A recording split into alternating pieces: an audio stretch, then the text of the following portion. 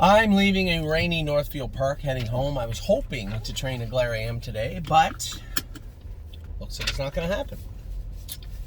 So,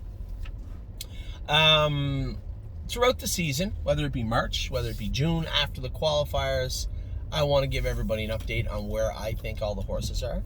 Now, right up till now, people message me and say, hey, how good do you think this horse is? And I hate answering that question because I don't know. But now we got a pretty good idea.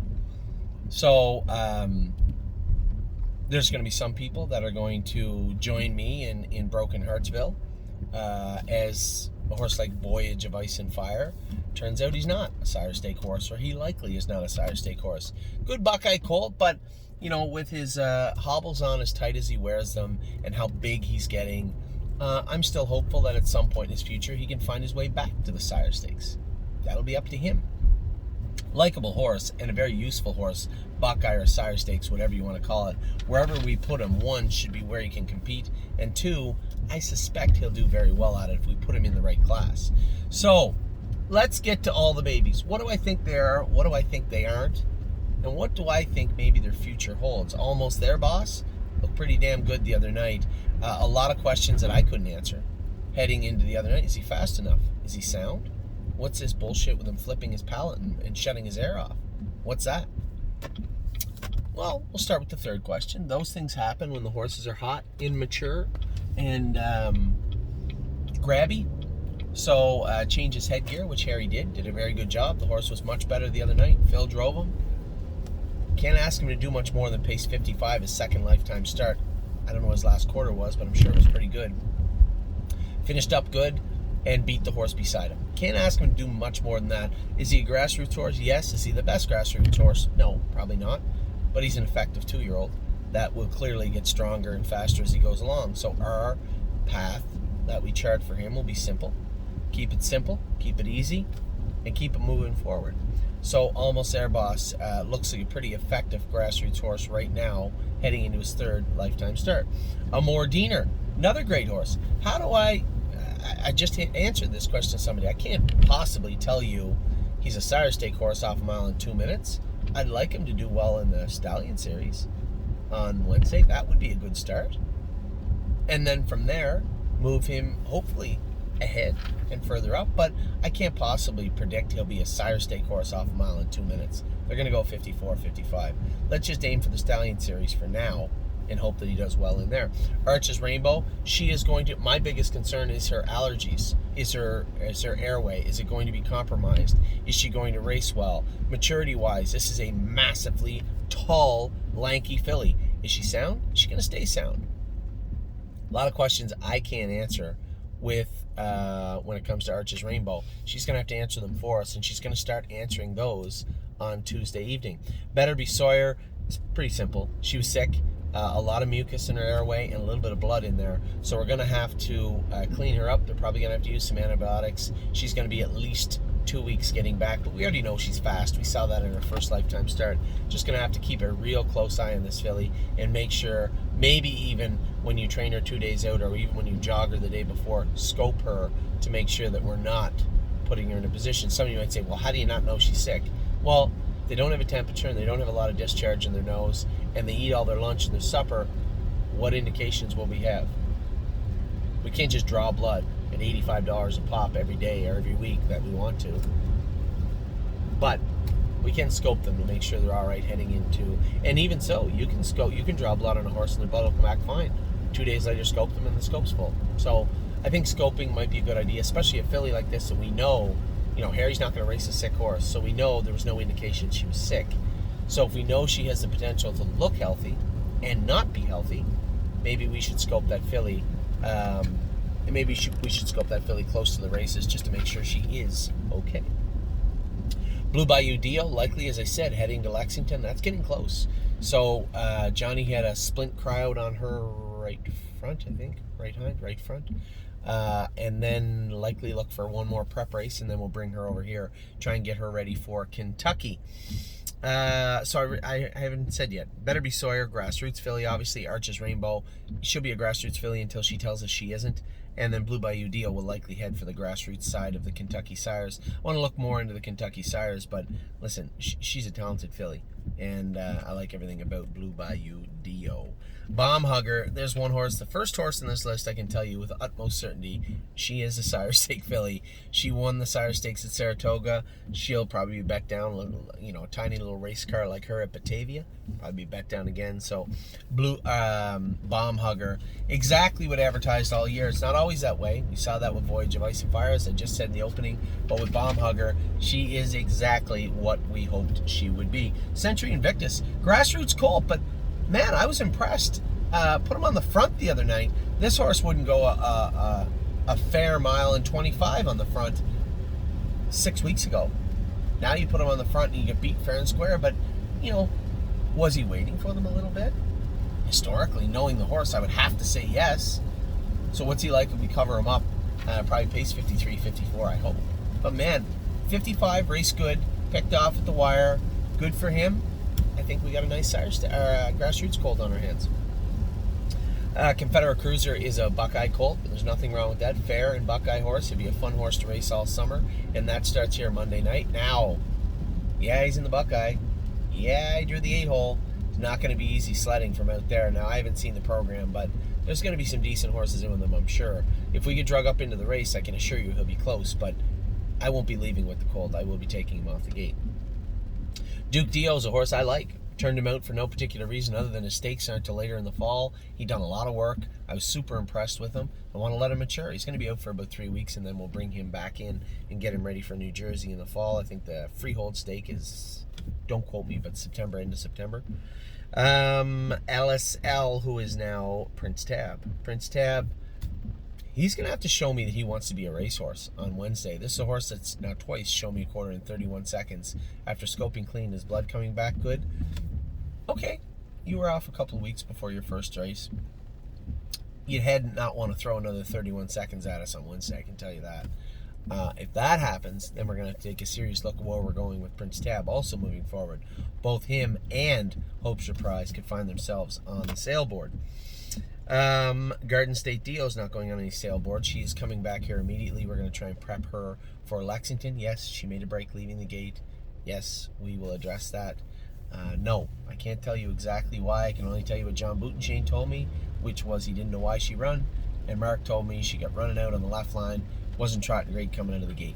That's all I can tell you, which is the opposite of what I saw at Northfield Park the week before.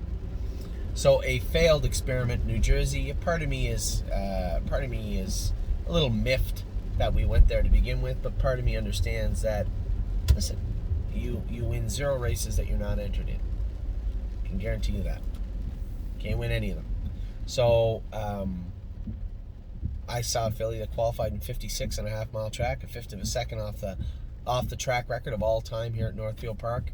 It was pretty hard for me not to send her to New Jersey, I guess is what I'm getting at. Grace, definitely so here we are. I jumped over Isa 10 too. Prince Tab, hopefully LSL, hopefully is a Stallion Series horse. That'll be up to him on Wednesday. Isa 10 was much, much better. Now, here's a little bit of a loaded package here. Isa 10 is definitely a Buckeye filly right now, but I do believe she will see Sire Stakes action before the end of the season. Could be wrong, but we'll see. There's a lot of people saying, easy, Anthony. She went in 2-3. Just pump your brakes there, all right? I think I know the filly a little bit better than anybody out there watching this video, and speed will not be a problem for Isa 10. Confidence, consistency will be, and the confidence is drawn from her ability to trot cleanly in the mile and with speed. I think she will do both in the near future. She's going to need a couple of starts. So Isa 10, we'll call her a Buckeye now, but I do believe she'll be headed to the Sire Stakes at some point down the road. As I said, Garden State Dio, probably going for the B, Series B, Incentive B, or whatever the hell it's called in Kentucky. We'll see how she makes out. Listen, we're going to use her rookie year to try and turn her into a very nice filly. We'll see how that happens over the course of her next 4, 5, 6, 7, 8 starts. But not off to a great start in New Jersey, but I was concerned. I just thought she deserved it. She deserved to start there. She'll be coming back here this week. Grace, as I said, I'm pretty sure she's proven she's a gold filly in Ontario, which is so odd to talk about. I was kicking myself the other day. I see all you guys selling your shares of Grace for a lot of money. Some of you are the very people that bought them off me for next to nothing a month ago. That's okay. You win. Good one for you. But I hope that you put that in the back of your mind next time the pendulum swings the other way.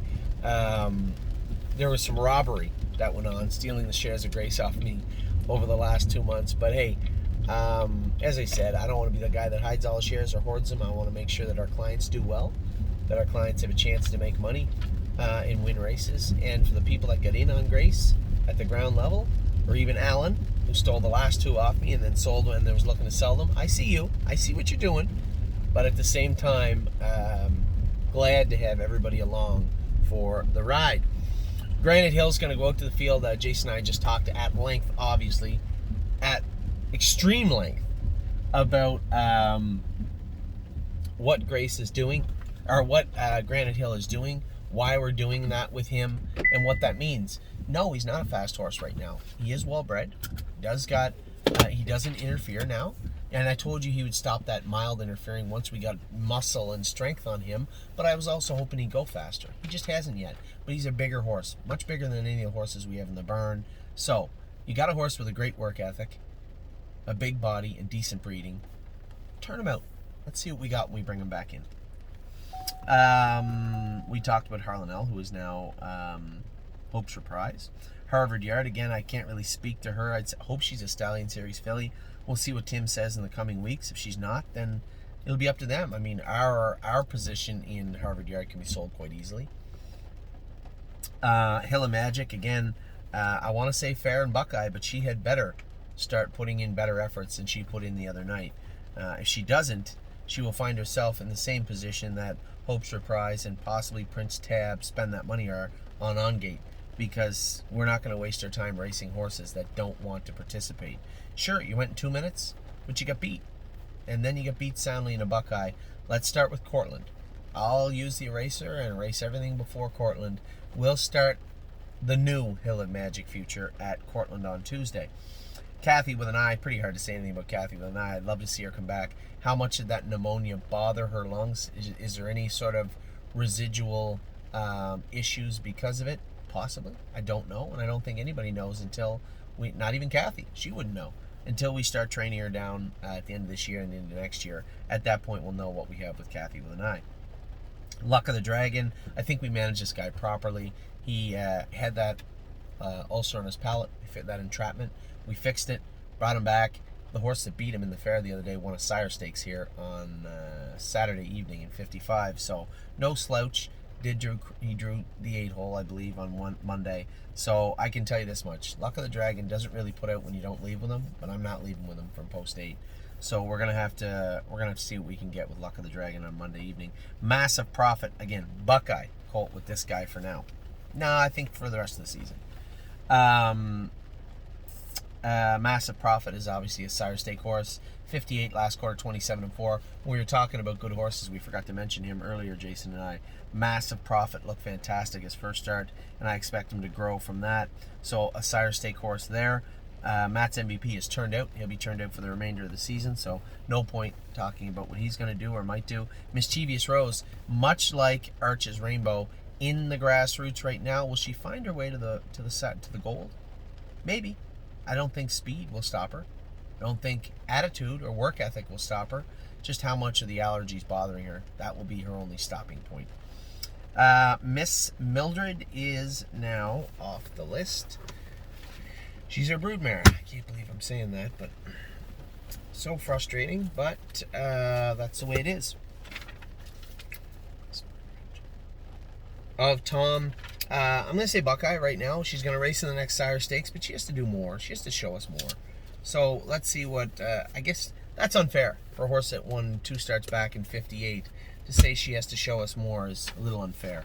But need her to stay in a consistent manner. Well, pitch the 9-hole, right?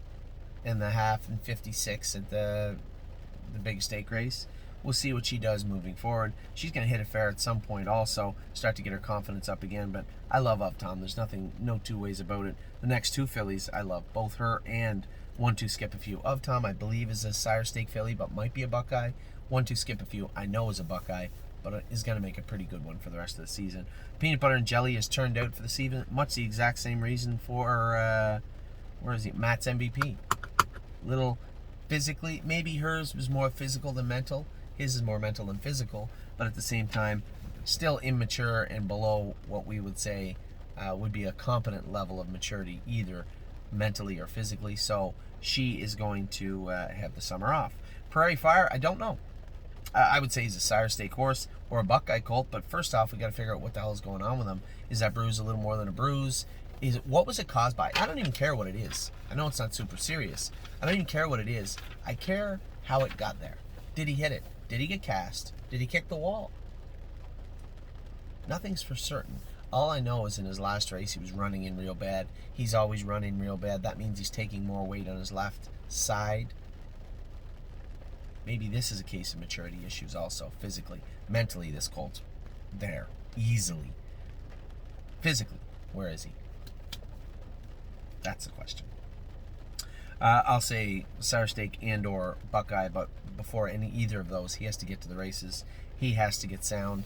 He has to get comfortable. You have to figure out what's going on with this guy. You know, if it's just a matter of, hey, you know, he's going through a growth spurt, and the horse is running in bad, he's got a bruise in his left hind leg, he's off a little bit here or there, maybe we just turn him out. We already know he's there. We already know he's good. Procrastinator, again, I already know he's good, but I don't think he needs to be turned out with. We've scoped him twice now. He's come back clean. Gets into his knee a little bit at Northfield in the last turn. Going to cover him up on Monday, so we're going to have to wait and see what he looks like covered up on Monday. I can't wait to get him to Scioto, though. That should be fun. Purple Aura, again, home track here at Northfield Park. I think should be better. We got to make a few little tweaks with her shoeing again. We're getting there. We're getting close. I'm happy with her, but we'll see how she is on Friday or Saturday of next week. Renegade Gypsy, again, Sire Stake filly for her. Buckeye colt for Procrastinator. Sire Stake filly for Purple Aura. And if she's not, then she's easily a very good Buckeye. Renegade Gypsy's a gold colt, I believe. Sure, if he gets beat soundly, we say, maybe he gets to go down to the grassroots. That'll be up to Mario, and I don't have a problem with that at all. He's beating nose for second. The horse that won it was a runaway winner that got away in behind us. Everybody else, the other horse that beat us by a nose. So I think Renegade Gypsy's a gold colt for sure. Resolute Bay, I think, is a grassroots with the opportunity to become a gold later on, maybe. But grassroots for now, very useful, very nice colt. Did his work very well in an overnight. He'll be racing next week at Mohawk, I believe, in the grassroots. Rosie's Masterpiece, grassroots for now. I got no issues with Rosie's Masterpiece. Sure, we all want to see some speed, but she had some issues. She was sick, she was sore, she went to the vet, now she's fine. She's in the grassroots coming in off a mile and 2.5. She's going to have to trot in 2 minutes. Can she do it right yet? Hope so, but we'll find out. So I'm going to say grassroots for now with Rosie's Masterpiece. Slim Jimmy is our best horse in Ohio. I think he's proven that. There's no two ways about that. Slim Jimmy will be heading and will stay in the Sire Stakes for the remainder of the season. Stonebridge Dolce hasn't got to the races yet, so I'm going to say overnight for now. Not even qualifier yet, but we'll see. I don't know if she's a stakes filly at all, but we'll see in the coming weeks and months. Stonebridge Acadi's turned out. Got sore on his knees. That'll happen. Nothing serious, though. He'll get over those. Sweet on Pete, Buckeye filly, straight through. She could be a Sire Stake horse. She's just one of those unique horses where, I don't know, physically, I don't think she's 100%, but she's so strong mentally and so powerful, she can overcome any deficiencies. Should we ask her for more? No, not yet. I think she could easily be Sire Stake filly. But right now, today, sitting in this car, Buckeye filly for Sweet on Pete. 3-point blue chip, where his stake program's over this week in New Jersey. He's got some stuff in Freehold if we really want to race him there. But I was aiming for the Champlain with him. He's on point. He's moving forward. He's getting better. So I want to see what he's going to do in the coming weeks and months. Taiwan On, a great question also. Sire Stake, I'm not sure if she's a Pennsylvania Sires or a Stallion Series. She's fast. She won both her qualifiers by 10 lengths. She trotted 57-4 in the mud. We got her back here now. We're going to school her up, race her on the 22nd, race her in the Arden Downs on the 29th, and then at that point, I can tell you which one she is. But she is easily one or the other, maybe both. Tioga Sunshine hasn't raced yet, but I suspect we're headed to the Buckeye grassroots with her. Nice filly, did her work well. Qualified in 2-2 with a massive ulcer on an entrapment, an ulcer on her palate, and had it removed surgically, not like the other ones with the little hook that in the video. This one they had to go in and remove it. So she needed 2 weeks. She's going to miss the first grassroots, obviously. She's not entered, but she'll be in the second one. Twin B Habanero will be coming over here. I don't know if he is a stake horse yet. He isn't qualified or even schooled that I'm aware of, but I'll let you know in the next couple of weeks. Twinkle in Her Eyes, a grassroots filly, but looked very, very good the other night. Very impressed with her. Yeah, I'd love her to be a gold filly, but just want her to be a useful horse. Certainly looks like she's well on her way to doing that. You Got a Belief is a fair and Buckeye colt, but that's what we bought him for. And he's a nice colt. Did his work very, very well the other night. I think he'll be fine. Keep in mind, Drew 8 roared over to the front. Got shuffled back and come charging down the lane. Race great. It's a nice little colt. Unbeatable Kemp is sire stake again. New Jersey's over, but he's heading to Kentucky where he'll be I think a B level colt. There's nothing wrong with that. That's tough, deep end of the ocean with no floaters on. Unbeatable Kemp didn't get the greatest 2 drives, just the way that the race worked out. We'll see if we can do better in the coming weeks. Voyage of Ice and Fire, I wanted so bad. I can't believe I'm saying he's a Buckeye colt. I can't believe it. He's going to be a Buckeye colt for a little while. If he graduates back into the sire stakes, great, but for now, he is a Buckeye colt. Will to Win Hanover is obviously not racing this year. I thought she'd be a great filly for us. We'll see next year. And World for Two, not going to the stakes. As I told my partners on the horse, not going across the border until I'm absolutely positive he should be, and I'm not certain he will at all this year. We have other stake races for him. We have other stakes coming up, and I think he'll be just fine. But for now, World for Two is an overnight colt in Ontario. There's nothing wrong with that. So that's all your 2-year-olds. That's about as honest an update as I can give you on these 2-year-olds and how they are. I'll keep updating you. We get the 3-year-olds to talk about. We get all the barns. I'll be back in just a minute.